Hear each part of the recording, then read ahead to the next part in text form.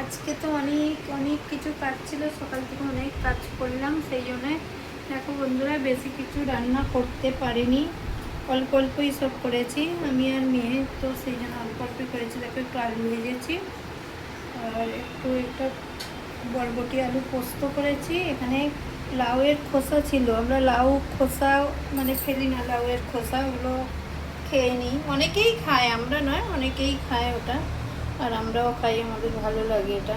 এটা ভেজেছি একটু, ওই শুকনো লঙ্কা কালো জিরে দিয়ে ভেজেছি। এখানে একটু ধনেপাতা দিয়ে ডাল করেছি, মুসুরির ডাল ধনেপাতা দিয়ে। আর আমার শরীরটা তেমন ভালো নয় বলে এখানে একটু মানে সব সবজি দিয়ে ঝোল করেছি। আর এখানে দেখো গরম ভাতে খাওয়ার জন্য একটু রসুন তেল করেছি। আর এখানে তো এই যে ভাত আছে, এই রসুন তেলটা গরম ভাতের সঙ্গে দারুণ খেতে, দারুণ খেতে। কোনো সময় তোমরা খেয়ে দেখো, দারুণ খেতে। চলো, আমার তো রান্না এইটুকুই হয়েছে, তোমরা কে কী রান্না করলে একটু জানিও। সবাই খুব ভালো থেকো, সুস্থ থেকো, সবাইকে টাটা।